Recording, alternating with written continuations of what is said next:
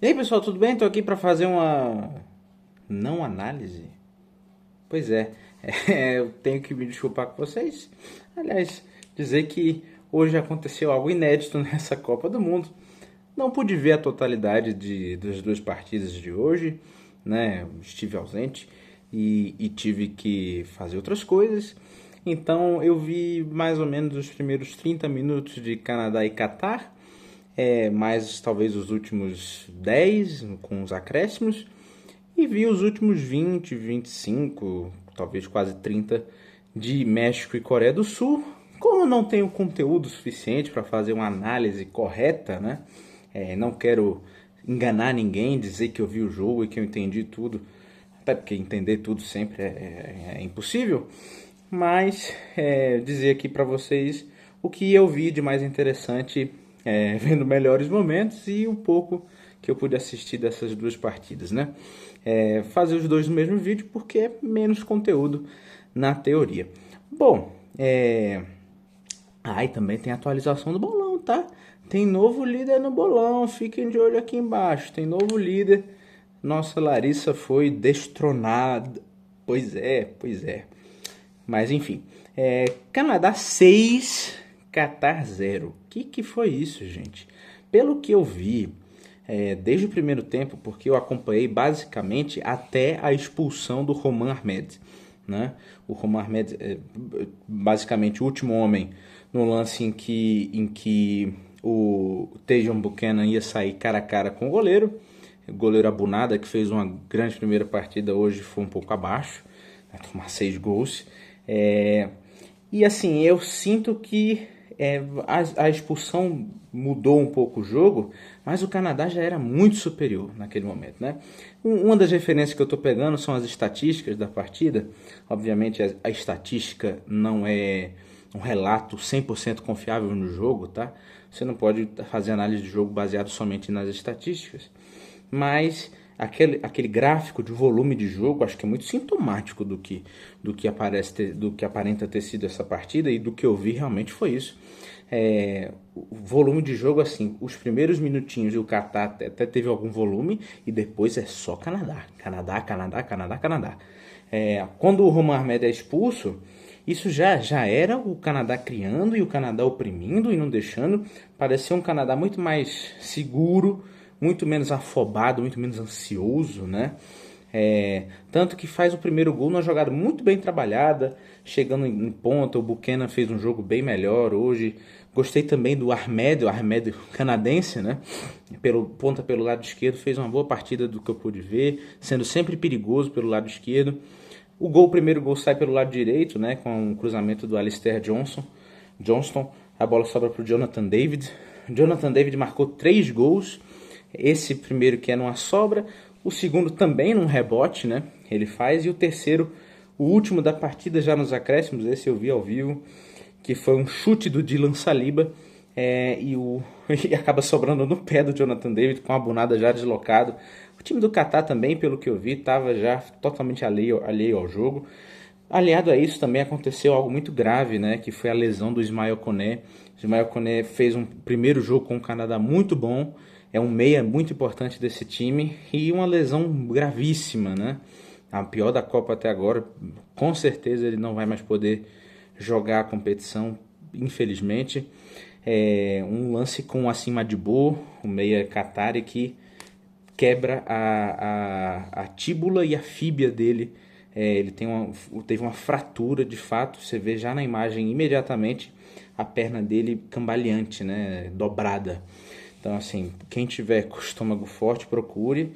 Tá nos melhores momentos, mas é uma imagem muito feia. Toda como se ele fosse ver, mas toda sorte aí na recuperação do Koné. Enfim, esperamos que ele consiga pronto voltar aos gramados, né? E acabou esse lance resultando na expulsão do Madibu também, né?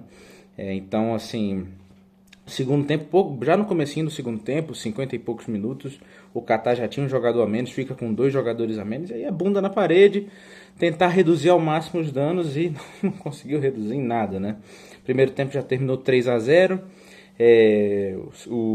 Ia ser um pênalti o primeiro lance da expulsão, mas acabou não sendo nada. O Larin, na verdade, faz o primeiro gol. Eu falei que foi o David fez o segundo, que foi um baita chutaço de primeira, né? Foi muito bonito o gol. Aí o Dylan Saliba faz o primeiro gol de falta dessa Copa do Mundo. Gol maravilhoso também. E os outros 2 gols também do Jonathan David. Com esse resultado, o Jonathan David iguala Lionel Messi na artilharia da Copa, hein? Ficar de olho nisso aí. Mas, assim, um resultado muito bom para o Canadá. Primeira vez na história com a seleção da CONCACAF, que é a América do Norte, Central e Caribe, faz 6 gols na Copa do Mundo, parece até. Como assim, primeira vez? Pois é, não foi Estados Unidos, não foi México, foi o Canadá, fez 6 gols. E com essa diferença de saldo, muito provavelmente vai se classificar, né? Dificilmente, até porque a Suíça aí, com quem vai ter o confronto direto, já tem 4 pontos, e as outras 2 seleções ficaram com 1 ponto. Então o Canadá também com esses mesmos 4 pode ter um empate quádruplo, e aí sim isso complicaria um pouco, mas se houver esse empate quádruplo, o Canadá com 6 de saldo, ou um pouco menos, já vai garantir essa vaga. Então, muito bem encaminhada por um dos donos da casa. E outro dono da casa que também não só encaminhou, como carimbou a vaga, foi o México. O México venceu a Coreia do Sul por 1-0.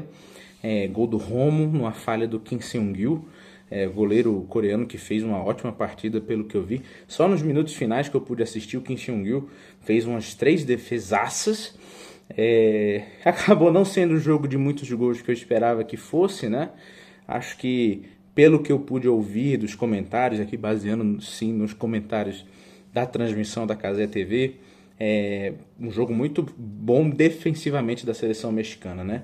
E de fato, assim, as chances que a Coreia teve não foram chances claras, né? Uma chance clara que contou com uma defesaça do Raul Rangel, 2 inclusive em sequência. Para quem está se perguntando, o Ochoa não é titular desse time, foi o Rangel e ele fez uma ótima defesa.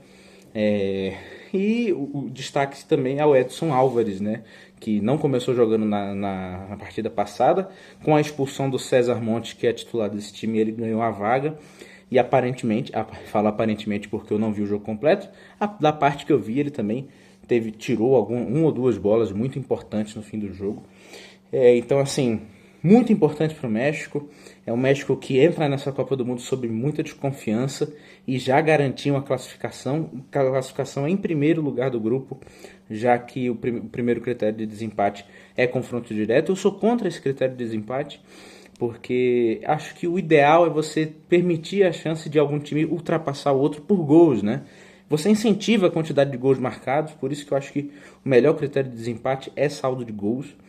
Se não fosse por isso, por exemplo, a Coreia do Sul ainda poderia ser primeira colocada do grupo, porque se o México perde na última rodada para a Tchequia e a Coreia do Sul faz uma goleada na África do Sul, ela poderia ultrapassar o México na classificação, mas a Coreia pode vencer por 10-0, que isso não vai acontecer, já que só chega a 6 pontos e o México já tem 6 pontos, venceu a própria Coreia do Sul. No critério de desempate de confronto direto, o México já é líder do grupo. Então, assim, é isso que eu tenho para dizer. Coreia do Sul e México também, um confronto que aconteceu várias vezes em Copa do Mundo. Na Copa de 2018 eles se enfrentaram, na Copa de 98 eles se enfrentaram, e é a terceira vitória do México nesse confronto. A Coreia do Sul nunca venceu o México na Copa. É isso aí, pessoal. Uma análise mequetrefe aqui, porque eu não vi perfeitamente esses jogos. Amanhã tem coisa melhor, amanhã tem Brasil e vamos com tudo. É isso aí, pessoal, até a próxima.